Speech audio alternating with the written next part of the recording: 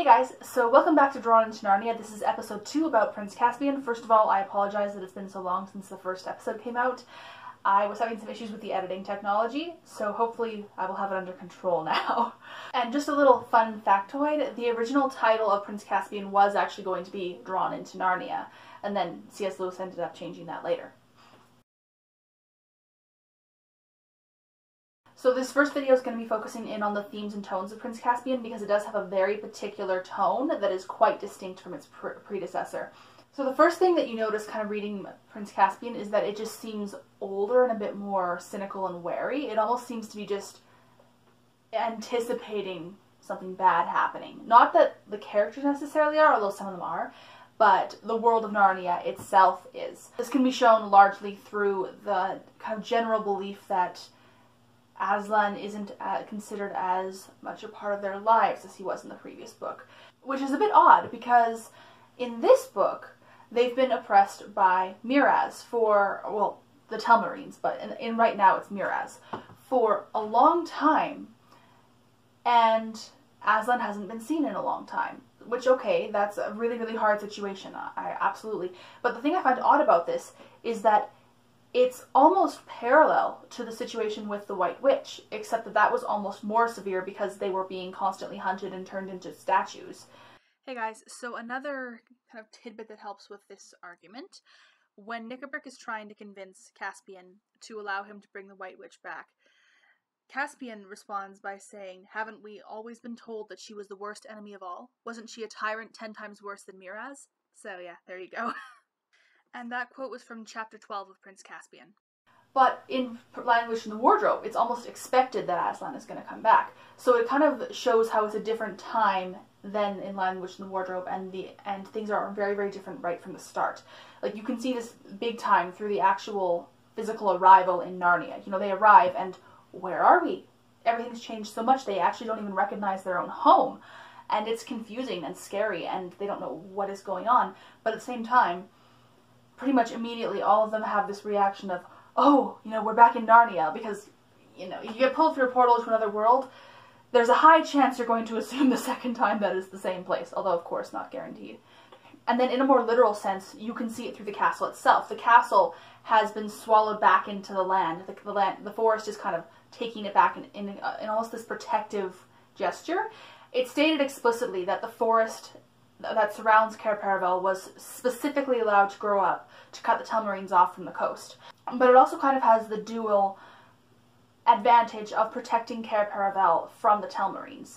It's untouched by anyone who isn't Old Narnian, but at the time of the series, it's become untouched by anyone at all. No one has been there in centuries, and it's falling apart, it's decrepit. So, yes, it's being protected, but it's also being destroyed by the very thing that protects it.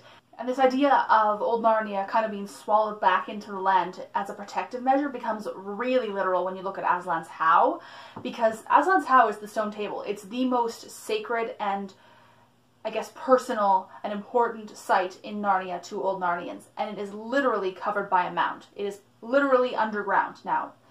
And you can also see this through the Narnians themselves. They are scattered everywhere, living in hiding, and many of them are living actually underground. So pretty much from the moment we return to Narnia, and throughout the rest of the book it becomes even more obvious, we know that Narnia is very, very much afraid of what's going to happen.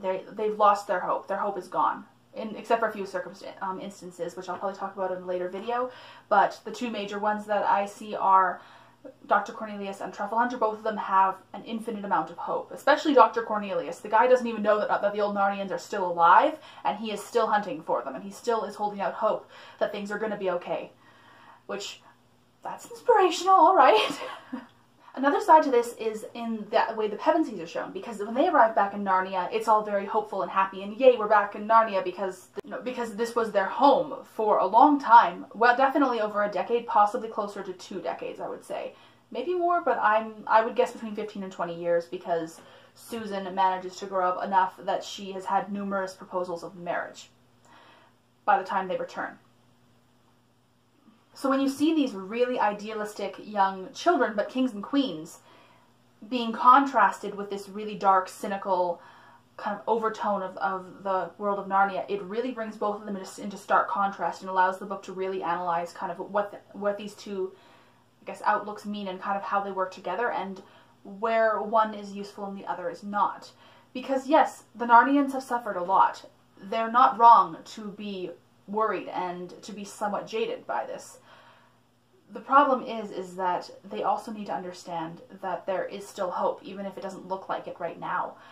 And that is a kind of a major message of this book, is that, well, the actual line is, things never happen the same way twice. So yes, in Lion, the Witch, and the Wardrobe, they were rescued in a very, I guess, obvious way, I guess you could say. In Prince Caspian, they have to be patient, and it doesn't necessarily happen the way they want it to. And that's really, it's very hard for them. I know that, I think Peter probably finds it the hardest out of the four Pevensies, because it's not what he anticipated. He comes back and he doesn't know what to do because it's not happening the same way he thought it would. Also, there's the fact that, you know, he just came back to a new world, and there's a whole bunch of other things with that. I'm going to save most of the discussion on Peter for the leadership video. So that's going to be a thing that's going to be discussed, though, because he's one of my favorite aspects of this book. And then you have the opposite of Lucy, who is just so dedicated to this idea of there is hope and things are going to be okay, but she doesn't know how to spread that idea and share it with other people and to get other people to listen to her. So you have these different ideas clashing in different ways with different characters, and it's a really, really interesting study of this idea.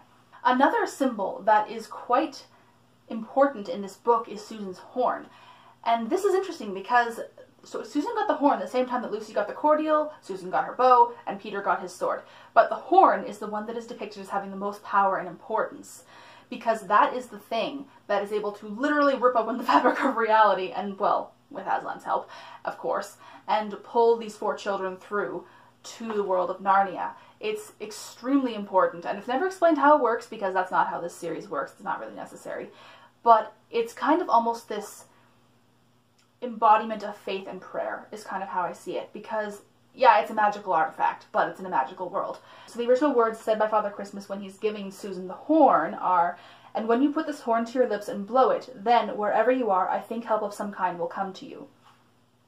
And now in Prince Caspian, this is going to be the scene where Dr. Cornelius gives the horn to Caspian. And this is Dr. Cornelius talking. "And here is something far better. He put in Caspian's hands something which he could hardly see, but which he knew by the feel to be a horn. That," said Dr. Cornelius, "is the greatest and most sacred treasure of Narnia. Many terrors I endured, many spells did I utter to find it when I was still young. It is the magic horn of Queen Susan herself, which she left behind when she vanished from Narnia at the end of the Golden Age. It is said that whoever blows it shall have strange help. No one can say how strange. It may have the power to call Queen Lucy and King Edmund and Queen Susan and High King Peter back from the past, and they will set all to rights. It may be that it will call upon Aslan himself. Take it, King Caspian, but do not use it except at your greatest need." Okay, so there's an interesting contrast here between how the horn is portrayed in Lion, the Witch, and the Wardrobe and how it is in Prince Caspian. In Lion, the Witch, and the Wardrobe, it's a lot more of, yeah, blow this thing and someone might come and help you. Well, someone will most likely come and help you, and we see that that is what happens. You know, when Susan's attacked by a wolf, she blows it, Peter comes running and saves her. And it does have something of an element of providence involved, because one, there is someone nearby to hear, and two, Aslan directly tells Peter, "It's your sister's horn, go save her." So direct providence in there. But in the case of Prince Caspian, it's a lot more mysterious. So you can tell that it's been hundreds of years and the horn has had time to build up some legends. But even so, it functions the way the legend depicts. In Lion, Witch, and the Wardrobe, the horn kind of summons someone from over the hill or from a nearby clearing. In this thing, it literally rips open the fabric of reality.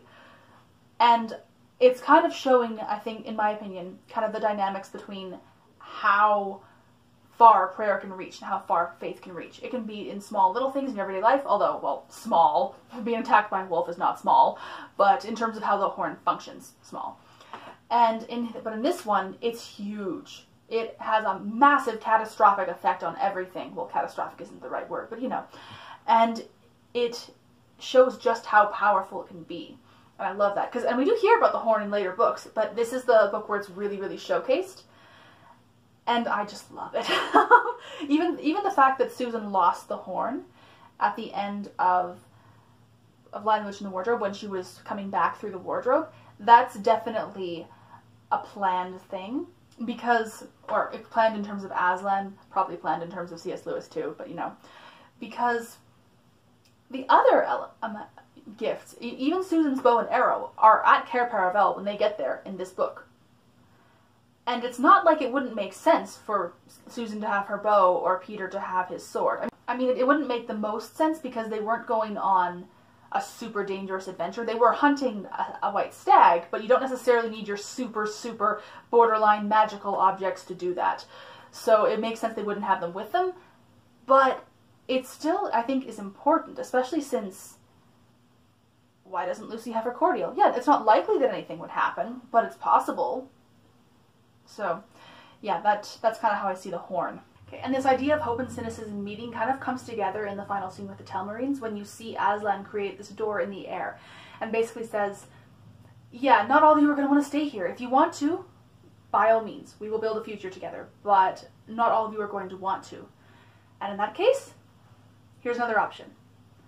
And it's a good option. They're given, basically, he gives them hope while acknowledging why they are cynical about the situation. Because they don't want to stay in Narnia under the control of someone who just fought a war against them. And not all, most of the Telmarines stay, I believe, but a lot of them do go. And this is kind of, it is Aslan giving them free will, but it's also him kind of respecting the fact that they have concerns. And basically saying, yeah, your cynicism, we would treat you well, but it's valid, so here's another option. Okay, and then just taking a step back out of the actual elements in the story for a minute, another aspect that I think really helps with this tone is the structure of the story. I know that some people don't like it, and I can see why not, but I do. And that is how it has kind of a fragmented structure. When the book starts, we start with the Pevensies on Earth, and it starts out very similarly to how Lion, Witch, and the Wardrobe starts, where they're traveling somewhere, or in the case of Lion, Witch, and the Wardrobe, we don't really see the travel, but you know. And then they end up going through a portal to Narnia. But even the portal itself is different, because in Lion, Witch, and the Wardrobe, there's a door, let's go through. In Prince Caspian, it's like, nope, you are coming through, we need you here.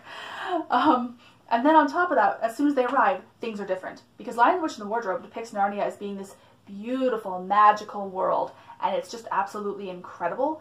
I mean, yeah, they quickly find out there's danger, but that first scene when Lucy arrives in Narnia, and even the scene when the others do as well, is just magical. And in Prince Caspian, it's really not. Like, you can tell they're excited because, oh my goodness, we just went through a portal, we're probably in Narnia. But they land in, basically they land in the bushes, is what happens. They land in a forest where it's so thick they can barely move. They basically land in a pile of tree branches. And that's such a stark difference in terms of tone, but it works really, really well with the tone of this and how this book is a lot more cynical than Lion, Witch, and the Wardrobe. Then you continue on with the rest of the structure, where you know, they're just in this kind of lost, kind of confused state for a while. And then the book goes into a flashback, and we're suddenly with a completely new set of characters that, with the exception of Trumpkin, we've never seen or heard of. A main character that we didn't even, well, we knew because of the title, but the characters didn't know existed and didn't know who he was. We didn't even know who the Telmarines were before this. And, alright, okay, so now we're going into a completely different story, basically, for a while.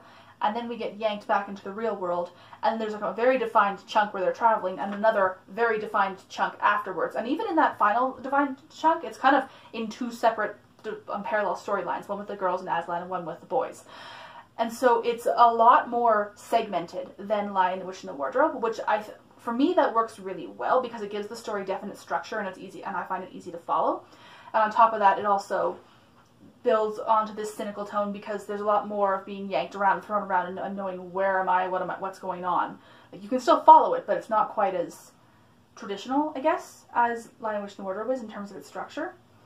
And then, of course, the ending is a lot more violent than Lion, the Witch, and the Wardrobe.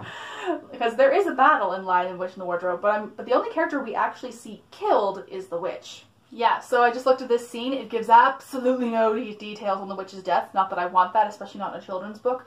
But it's notable that that's the case in Lion, the Witch, and the Wardrobe, where the death is very clean. It's not really described. In Prince Caspian, there is an actual decapitation described. A funny story, this part I'm about to read to you from Prince Caspian, this actually gets censored out in the audio version I grew up with. In the audio version, it says that Peter hits Caspian in the head. This is what it actually says in the book. Peter swung to face Caspian, slashed his legs from under him, and with the back cut of the same stroke, walloped off his head. Alright, still not like blood and guts, which again I really don't want, especially in a book like this. It's a children's book, technically speaking. So yeah, but it definitely is a lot more precise. In Lion, the Witch, and the Wardrobe, it basically just says Aslan jumps on the White Witch, and then they roll, and suddenly our focus is somewhere else, but the White Witch is dead. And this is like, no, no, no, no, no. He hacked his head off, or walloped his head off. And that I think also fits with the general tone shift. Prince Caspian is definitely aimed at a slightly older audience, which makes sense because it was written second, so the audience for this would be older. But I think it works really well because the result is that Prince Caspian kind of builds on the tones and themes of Lion, the Witch, and the Wardrobe. This gives you a foundation, and this kind of expands on it, which I think works really well. Anyway, guys, so that's all I have to say on the tones and themes of Prince Caspian. I will probably be releasing another video next about the characters of Prince Caspian, which I love, so that's going to be a fun one to do. If you have any questions regarding anything I said here, please let me know down below. I'd be happy to talk to you about it. If you have any comments, please let me know down below. What do you think about the darker tone in this book? Have a lovely day, guys. I will talk to you later. Bye-bye.